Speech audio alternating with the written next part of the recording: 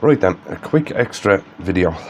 I got a new bit of gear, and when I got it, right, I had a look at a couple of videos on it around, and everybody seems to be doing the same thing. What nobody's pointed out is this does not come assembled. You have to assemble it yourself, right? And it's the Trend Airshield Pro, right? Now, I've already had this out of the box, right? And I had it assembled, but then it occurred to me that if I was looking for a video on how to assemble it, somebody else might. So I just figured I'd do it, right? So I'm gonna pull it out of the box again, right? And this is what you get in the box. This is the way it comes, right? Now, there's the charger, right? There's the helmet, which comes that way. Right. There's a packet of filters. Right. There's the face shield. What else is in here? Oh yeah. There's the battery. And that's about it for the box. Right. He says knock it down the lamp. Right, now that's about it for the box. Right. In here you get, open up here.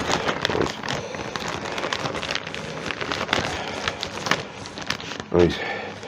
You get a storage bag to hold it in. You get a little set of clips that come onto the side here for if you want to put the optional earmuffs on them, the ear protection. You get the instruction book, right? Warranty card, right? You get a maintenance guide and a maintenance record, and then you get a certificate of safety conformity.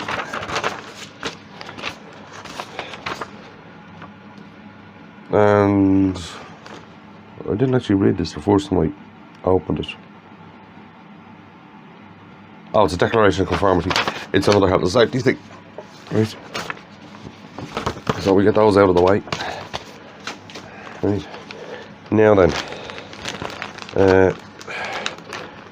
you get a little quick start guide as well.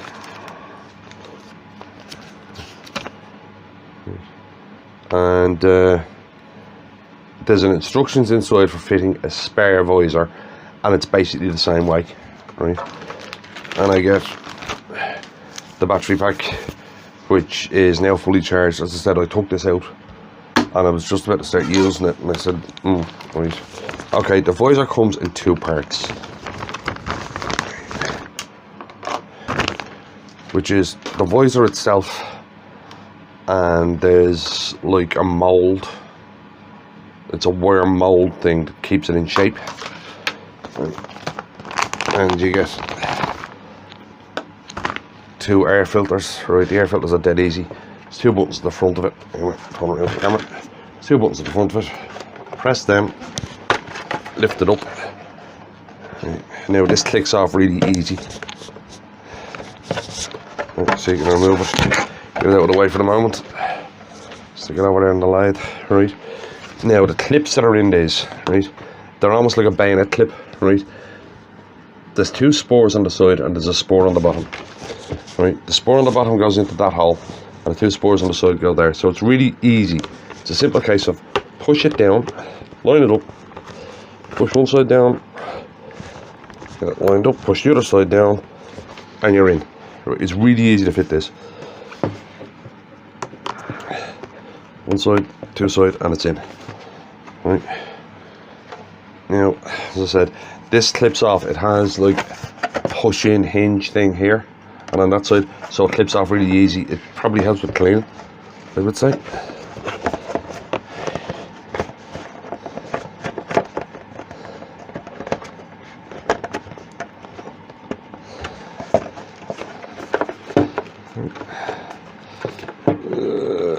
Come on, close down you. Isn't in. Fiddly. Right. Right, there's the helmet back together again with the filters and stuff inside. Right, at the back of it, right, there's the big hood thing that goes around you and it's elasticated, right? And you have a knob here, right? And it's a push to turn. You have to, it locks if it's out, you have to push it in to turn it, right? And then they've thought of everything. On the back of the cowl, there's a slit which goes over the knob, so you can actually use it easily. Right, so let's start getting this helmet together.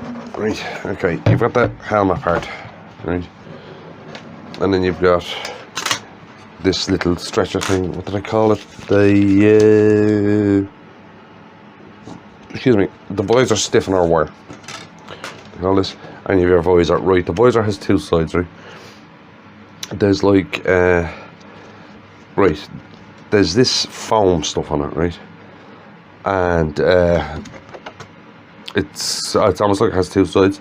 The foam goes on the outside of this because there's little snap fasteners all around it, right? And the piece you need to snap on is there. Right, so the easiest way I found to do this is to undo these screws at the side.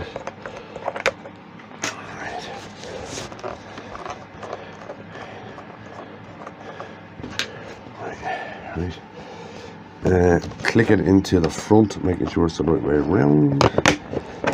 Right. Work it around and just pull that whole unit out.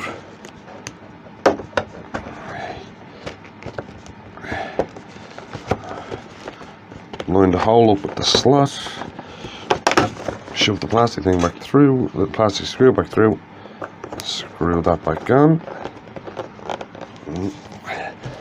And the same on this side.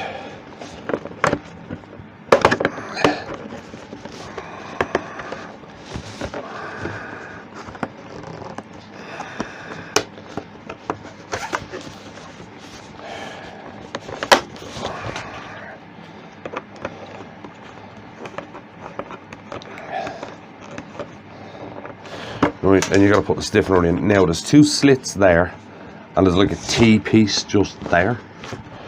Right, so the way I found to do, the easiest way I found to do this was put that in backwards, then flip it over, slide it back to the back of that, and it'll just slide down, click it over the T-piece and it clicks in, and that's completely stiffened up your visor. Right, see the way it goes? Right, then just grab your cowl, pull it up over the top, and it has snap fasteners on it, as I said. Work your way around, snapping them on.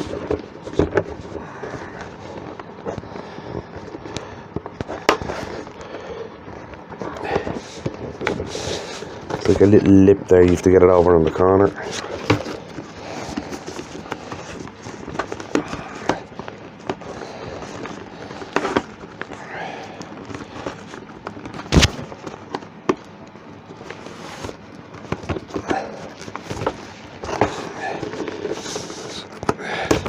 This one's tight. I suppose it's got something to do with it. Getting a good seal or something.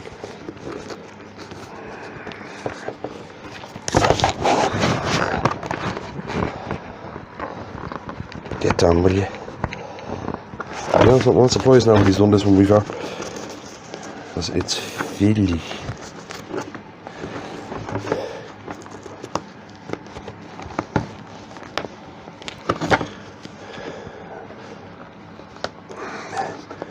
Nope.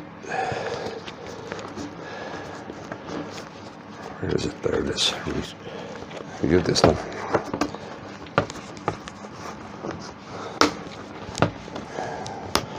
Got it. Right. I'll do that top one first on this side. It's a bit easier. Come out there. Yeah, it is easier. Right, there's something. Do that top one first, it's easier.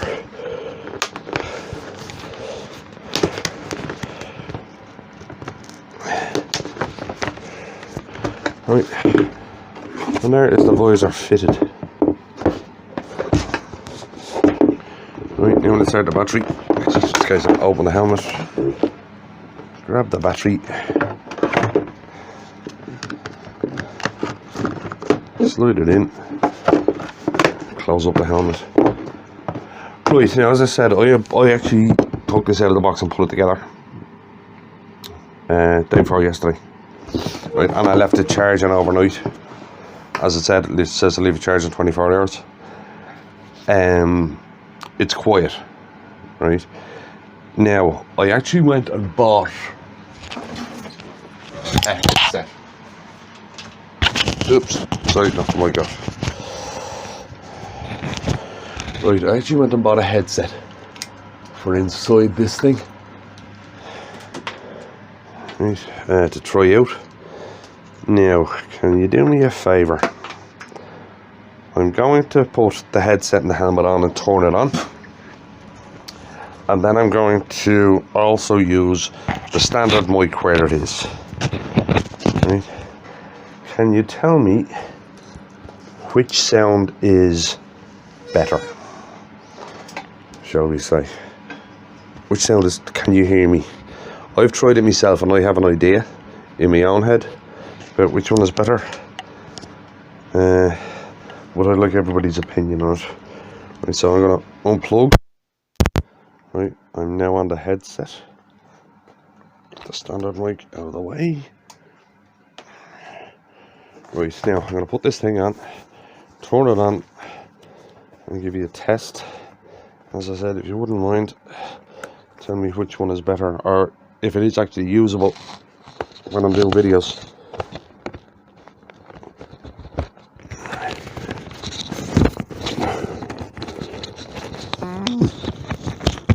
Right, okay.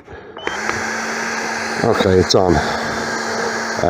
This is the sound with the headset on from inside the mask. Right. So 1, 2, 3, 4, 5, 6, 7, 8, 9, 10. Where's it gone? Where's it gone? Where's it gone? There it is. Right. And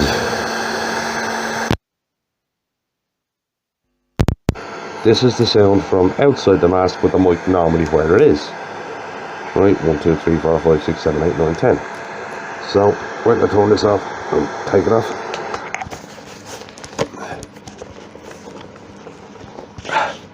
Right, the whole helmet, all the way, by the way, also tilts, which is very handy.